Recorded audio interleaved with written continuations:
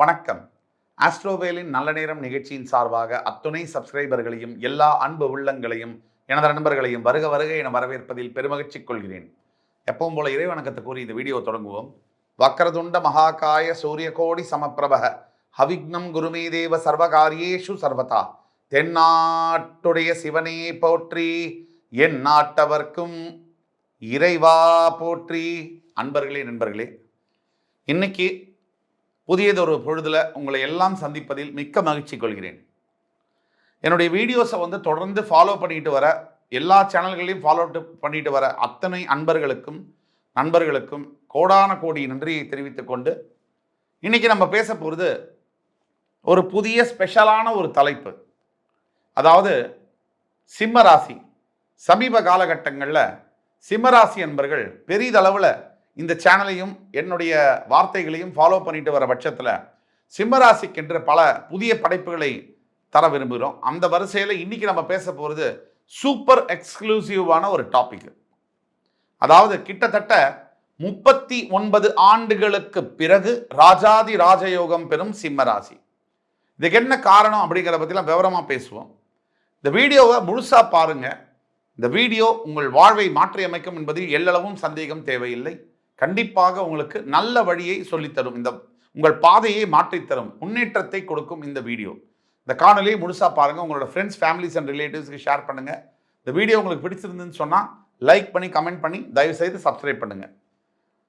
பல அன்பர்கள் இந்த வீடியோ சேனல்ஸ்லாம் பார்த்துட்டு தான் வரீங்க, ஆனால் ஏதோ ஒரு காரணத்தினால சப்ஸ்கிரைப் பண்ண விட்டுறீங்க. சப்ஸ்கிரைப் பண்ணிவிட்டு பெல் பட்டனை ப்ரெஸ் பண்ணால் மட்டும்தான் அடுத்து வரக்கூடிய வீடியோ நோட்டிஃபிகேஷனாக உங்களுக்கு சேரும். ஆக 39 ஆண்டுகள். இந்த சிம்மராசிக்கென்ற தனித்துவம் என்னன்னு கேட்டீங்கன்னா, உண்மையிலேயேங்க ராஜா அப்படின்னா நீங்க தாங்க. இந்த சிம்மராசி அன்பர்கள் பார்த்தீங்கன்னா, எதற்கும் பயம் என்பது உங்களுக்கு இல்லை. எதை நினைச்சும் பயம் இல்லை, எதை பற்றி கவலையும் இல்லை. எவ்வளவோ சம்பாதிச்சிங்க, அதுக்கு மேலே எவ்வளவோ செலவழிச்சிங்க, எவ்வளவோ பணத்தை இழந்தீங்க. இதை எதை பற்றியும் கவலை இல்லை உங்களுக்கு. உங்களுடைய வாழ்க்கையில் அடுத்து என்ன நடக்க போகிறது அப்படிங்கிறத பற்றி தான் உங்களோட கவனம் மற்றும் எல்லாமே அதில் தான் இருக்கும், எண்ணம். பல சிம்மராசி அன்பர்கள் ஏற்கனவே சொன்னது போல காதலிக்காமல் இருக்கக்கூடிய சிம்மராசி, லவ் பண்ணாமல் இருக்கிற சிம்மராசி அன்பர்கள் என்பது இருக்கவே முடியாது, வாய்ப்பே இல்லை. Rare of the rare of the rare of the rarest. விதி விலக்குகள் விதி ஆக முடியாது. 1-2% சிம்மராசி அன்பர்கள் லவ்வே செய்யாமல் இருக்க முடியும். ஆனால் 98% சிம்மராசி ஆண்களாக இருந்தாலும் சரி, பெண்களாக இருந்தாலும் சரி, காதலிக்காமல் அவர்களுடைய வாழ்க்கையில் இருக்க முடியாது. அப்பேற்பட்ட சிம்மராசியில் 3 நட்சத்திரங்கள் வருது. மகம், பூரம், உத்திரம். மகம் என்பது கேது பகவானுடைய நட்சத்திரம். பூரம் என்பது சுக்கிர பகவானுடைய நட்சத்திரம். உத்திரம் என்பது உங்கள் ராசியின் அதிபதியான சிம்ம ராசியின் அதிபதியான சூரிய பகவானுடைய ஒரு நட்சத்திரம். இதில் மக நட்சத்திரம் 4 பாதங்கள் முழுசாகவும், பூர நட்சத்திரம் 4 பாதங்கள் முழுசாகவும், உத்திர நட்சத்திரம் 1 பாதம் முடிய 9 பாதங்கள் அடங்கிய இந்த அற்புதமான ஒரு ராசி. நாட்டுக்கெல்லாம் வழி சொல்லக்கூடிய தலைவர்கள் யாருன்னா நீங்க தாங்க. உங்களுக்கு பாருங்க, இது வரைக்கும்ங்க நீங்கள் எதிர்பாராத வாழ்க்கை உங்களுக்கு வரப்போகுது. இது வரைக்கும் நீங்கள் எதிர்பாராத வெற்றிகளை குவிக்கப் போகிறீர்கள். நினைச்சே பார்க்க முடியாத வெற்றி வந்தடையும். நீங்க எண்ணி பார்க்க முடியாத அளவுக்கு உங்கள் வாழ்க்கையில் நல்ல விஷயங்கள், நல்ல மாற்றங்கள் என்பது நிகழப்போகிறது. வருகின்ற புத்தாண்டுல மட்டும் இல்லைங்க, அடுத்து வரக்கூடிய பல வருடங்களா நீங்க நல்ல நிலையை அடைவதற்கான அத்துணை விஷயங்களும் நடக்க தான் போகுது. உறவுகளில் பிரிந்த மனைவி கணவனை சேருவது முதற்கொண்டு, பிரிந்த குழந்தைகளை சேருவது முதற்கொண்டு, விவாகரத்து வரைக்கும் போய் கோர்ட்டில் தீர்ப்பாகிற நிலைமையில் இருக்கக்கூடிய தம்பதிகள் ஒன்னா சேர்ந்து அற்புதமாக ஒத்துமையாக வாழக்கூடிய நிலைமை என்பது நடக்க தான் போகுது. அது மட்டுமில்லை, இழந்த மரியாதை, இழந்த அந்தஸ்து, கௌரவம், செல்வாக்கு இதையெல்லாம் திரும்பி பெற்று உங்கள் வாழ்க்கையில் நீங்கள் மிகப்பெரிய உயரத்தில் உட்காரதான் போறீங்க. இது நிச்சயமாக நடக்க போகுது. 39 ஆண்டுகள் அப்படின்னு சொன்னதுக்கு காரணம் உண்டுங்க. ஒரு மனிதன் சராசரியாக மக நட்சத்திரத்தில் பிறக்கிறாங்கன்னு வைத்துக்கொள்ளுங்கள். இப்போ கேதுவுடைய நட்சத்திரம் 7 வருடங்கள் அவர்களுக்கு கேது திசை நடக்கும். அதில் சுமார் 5 வருடங்கள்னு எடுத்துக்கோங்க. ஒரு மக நட்சத்திரம் 1ஆம் பாதத்தில் பிறந்தா கூட சொற்பமான கேது திசை பாக்கியாக இருக்கும். ஒரு 5 வருஷ கேது திசை இருக்கு அப்படின்னு வச்சுக்கிட்டா கூட அடுத்து வரக்கூடிய பூர நட்சத்திரம் என்பது சுக்கிரனுடைய நட்சத்திரம். ஒரு 20 வருஷம் சுக்கிர திசையும் நடக்குது அப்படின்னு வச்சுக்கிறோம். அதற்கு அடுத்தபடியாக உத்தர நட்சத்திரம். ஒரு சராசரி சிம்ம ராசியில பிறந்த ஒரு நார்மல் சுய ஜாதகம், பிறப்பு ஜாதகம் இருக்கக்கூடியவர்கள் ஒரு பிறக்கும் போது கேது திசையில மக நட்சத்திரத்தில் பிறக்கிறாங்கன்னு சொன்னா அவங்களுக்கு ஒரு 25 வயசுல சுக்கிர தசை முடியும். இந்த சுக்கிரனானது இளம் வயதுல சில பயங்களை ஏற்படுத்தும், சில பயத்தை கொடுக்கும். ஆனா அலாதியான ஒரு வாழ்க்கையை கொடுக்கும், நல்ல என்ஜாய் பண்ணக்கூடிய ஒரு சைல்டுஹுட்டை கொடுக்கும். அதாவது சுகபோகமா வாழறது, நினைச்சதை சாப்பிடுறது, நினைத்த ஆடைகளை உடுத்துவது, நினைத்த இடத்திற்கு போவது, பந்தம், பாசம், உறவுகள், நட்பு, காதல் அப்படின்னு இவங்க வாழ்க்கையை நிறைந்த ஒரு வாழ்க்கையாக முதல் 20 ஆண்டுகள் 25 ஆண்டுகள் கொடுத்துடும். அதற்கு அடுத்தபடியாக சுக்கிரதசை முடியறதுக்குள்ளேயே சிம்மராசியில் பிறந்த அன்பர்களுக்கு கல்யாணமும் ஆயிடும். முதல்ல ஒரு லவ் பண்ணுவாங்க, அது கண்டிப்பா ஃபெயில் ஆகும். அதுக்கு அடுத்தது ஒரு லவ் பண்ணுவாங்க, அந்த லவ்வும் புட்டுக்கும். 3வது ஒரு லவ் பண்ணுவாங்க, அந்த லவ் அப்படியே தட்டு மாதிரி கல்யாணம் வரைக்கும் புஸ்வானம் மாதிரி ஆயிடும்.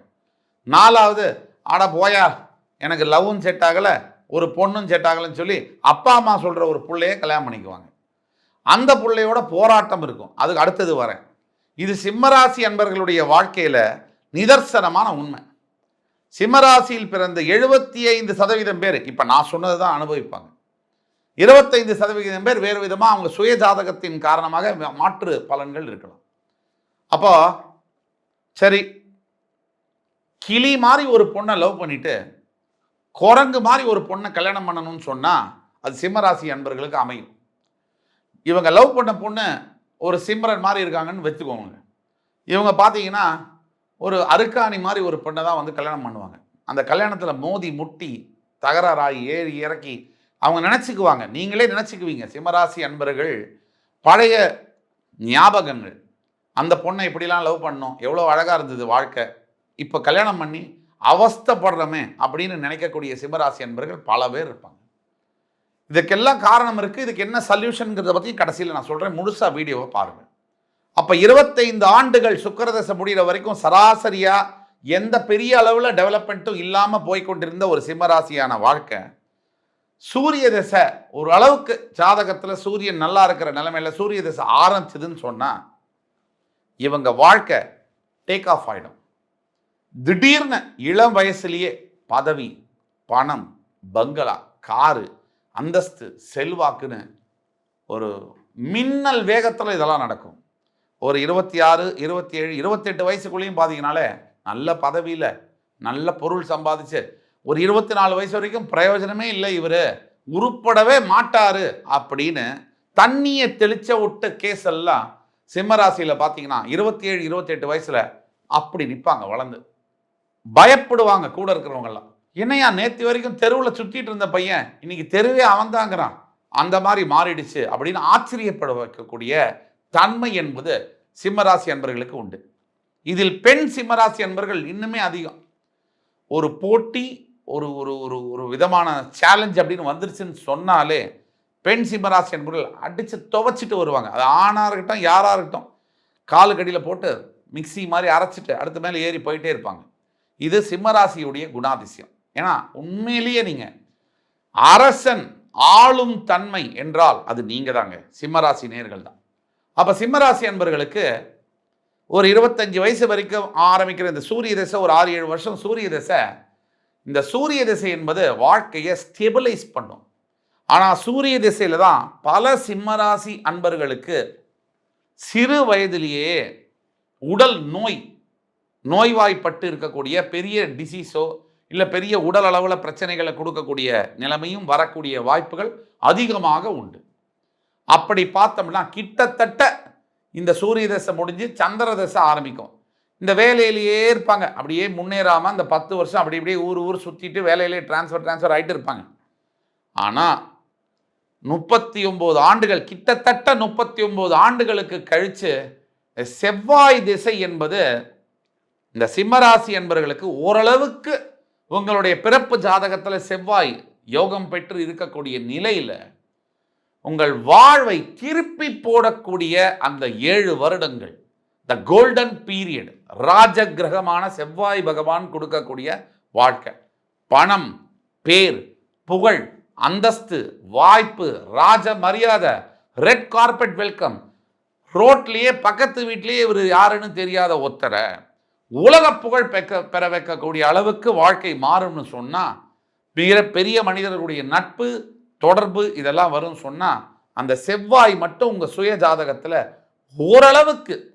ஓரளவுக்கு ராஜயோகம் பெற்றிருக்காருன்ற அடிப்படையில் யோக திசையாக மாறும். அந்த 7 வருஷத்துக்குள்ள அந்த செவ்வாய் திசை முடியத்துக்குள்ள உங்கள் வாழ்க்கையை செட்டிலே பண்ணிடும்.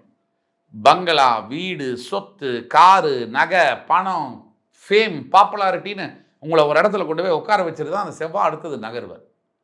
ஆக 39 ஆண்டுகள் அதுக்கு தேவைப்பட்டு தான் தீரும். ஆக சிம்மராசி அன்பர்கள் கிட்டத்தட்ட ஒரு 40, 41 வயது, 42 வயது வரைக்கும் இருக்கீங்கன்னு சொன்னாலும், நான் இப்போ சொல்லிட்டு வர அத்தனையும் உங்களுக்கு நடக்கும். இது வரைக்கும் நடந்ததும் உங்களுக்கு இருக்கும். சூரிய திசையில் நல்ல வேலை கிடைத்து, நல்ல கல்யாணம் பண்ணி, நல்ல குழந்தை பெற்று, பேரு செல்வாக்கெல்லாம் அடைஞ்சிருந்தாலும் கூட சூரிய திசை முடியறதுக்குள்ளேயுமே நீங்கள் சூரிய திசையில் என்னென்ன சம்பாதிச்சிங்களோ அதெல்லாம் உங்களை விட்டு போகிறதுக்கு உண்டான வாய்ப்புகள் அதிகமாக இருக்கிறது. ஆக சந்திர திசையில் மறுபடி புதிய வாழ்க்கை, புதிய குடும்பம், புதிய வாழ்க்கை, புதிய இடம், புதிய வேலை இதெல்லாம் தேடி பிடிச்சி அதில் போய் கற்றுக்கிட்டு அதில் முன்னுக்கு வந்து பல போராட்டங்களுக்கு அப்புறமா பசி, பட்டினி, போட்டி, பொறாமை இதெல்லாம் தாண்டி இதெல்லாம் நீங்கள் வந்து விஸ்வரூபம் எடுத்து நிற்கும் போது செவ்வாய் தசை, இந்த சந்திர தசை முடிவில் பார்த்தீங்கன்னா உங்களை போர் துளை போட்டு அப்படியே மனதளவில் காயப்படுத்தி 10 வருஷம், முதல் 5 வருட சந்திர திசையானது ஓரளவுக்கு நல்லா இருக்கும். அடுத்த 5 வருட சந்திர திசையானது உங்களை துளை போட்டு உங்களை அமர வைத்திருக்கும். நொந்து போய் 40 வருஷமா நான் வேலை பார்த்துட்டேன், எல்லாம் பண்ணியாச்சு, எதுவுமே செட் ஆகலை, இனி வாழ்க்கையே வேஸ்ட்டு அப்படின்னு நிலையில் இருக்கக்கூடிய நீங்கள் இந்த வீடியோவை பார்க்குறீங்கன்னு சொன்னால் உங்களுடைய வாழ்க்கை வரலாற்றில் எழுதப்படக்கூடிய பெருமையை நீங்கள் படுவீங்க, அதை அச்சீவ் பண்ணுவீங்க. இதில் எள்ளளவும் சந்தேகம் இல்லை. ஆக இந்த செவ்வாய் திசை உங்களுக்கு சிம்மராசி என்பவர்களுக்கு வரும் பொழுது ஓரளவிற்கு செவ்வாய் பிறப்பு ஜாதகத்தில் வலுப்பெற்றிருக்கக்கூடிய அமைப்பில் உங்களுடைய ராஜயோக திசையை யாராலும் தடுக்க முடியாது. நீங்கள் பதவியில் உட்காருவீர்கள், பலன்களை பெறுவீர்கள், மிகப்பெரிய அளவிலான சொத்துக்களையும் மிகப்பெரிய அளவிலான அந்தஸ்தையும் குவித்து தள்ளுவீர்கள்.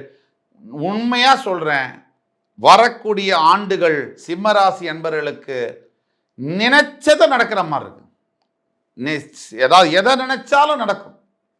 நல்ல விஷயங்களை எதை நினைக்கிறோமோ அப்படியே அது நடக்கிற அளவில் அந்த ஆண்டு வரப்போகிறது. வேலை விஷயத்தில் நீங்கள் நினைக்கிற வேலை, நீங்கள் நினைத்த சம்பளத்தை விட அதிகமான சம்பளத்தில், நீங்கள் நினைக்கின்ற பதவியை விட ஒரு படி அதிகமாக உங்களுக்கு கிடைக்கப் போகிறது. அது மட்டும் இல்லை, நீங்கள் கல்யாணம் ஆகாமல் இருக்கக்கூடிய சிம்மராசி அன்பர்களுக்கு வரக்கூடிய ஆண்டில் திருமணம் என்பது நிச்சயம் நடக்கும். அந்த அளவில் கிரக அமைப்புகள் இருக்கு, குரு பலம் இருக்கு, எல்லாம் நல்லபடியாக நடக்க போகுது. ஆக கொஞ்சமாக நீங்கள் முயற்சி செய்தால் இந்த உலகை வெல்ல முடியும். என் அன்பு சிம்மராசி நேயர்களே, நீங்கள் என்ன செய்யணும்னா ஆதித்ய ஹிருதயம் ஸ்லோகம் யூடியூப்ல இருக்கு, அதை கேளுங்க. படிக்க முடியலேனா கூட கேளுங்க. பிரதோஷம் தோறும் சிவ ஆலயங்களுக்கு சென்று பசுமாட்டிற்கு அகத்திக்கீரை கொடுப்பதும், பைரவர்களுக்கு உணவளிப்பதும், அது மட்டுமல்லாமல் இந்த சென்னையில் இருக்கக்கூடிய சிம்மராசி அன்பர்கள் பாரிஸ் கார்னரில் இருக்கக்கூடிய சாய்பாபா கோவில் ஒன்று இருக்கு, புதுசாக ஆலயம் கட்டிட்டு வராங்க. அந்த சாய்பாபா கோயில் கூம்ஸ் ஸ்ட்ரீட் தெரு அப்படிங்கிற ஒரு இடத்துல இருக்கு. அந்த இடத்துல அந்த சாய்பாபா கோயிலுக்கு சென்று உங்களுடைய பிரார்த்தனைகளை சொல்லும் பொழுது சத்தியமான தெய்வம் உங்களுக்கு பிரத்யட்சமாக உங்களுடைய குலதெய்வத்து வடிவில் வந்து உங்களுக்கு நினைத்த வெற்றியை கொடுக்கக்கூடிய வல்லமை பெற்ற அந்த கடவுளை வேண்டிக் கொள்ளுங்கள். எல்லாம் நடக்கும். எல்லாத்துக்கும் மேல குரு காயத்ரி மந்திரம் என்று சொல்லக்கூடிய ஓம் ஸ்ரீ ரிஷபத்வஜாய வித்மஹி கிருணி ஹஸ்தாய தீமஹி தன்னோ குரு பிரச்சோதயாத், இந்த மந்திரத்தை 108 முறை நீங்க சொல்லி வரும்பொழுது நீங்கள் நினைத்த காரியங்கள் நிறைவேறும், நீங்கள் நினைத்தது பலிக்கும், உங்களை வெல்ல யாராலும் முடியாது என்று கூறி அடுத்து வரும் காணொளியில் மறுபடி உங்களை எல்லாம் சந்திக்கும் வரை உங்களிடமிருந்து விடைபெறுவது உங்கள் ஜோதிட கலாநிதி சுபாஷ் பாலகிருஷ்ணன். நன்றி, வணக்கம், வாழ்க வளமுடன்.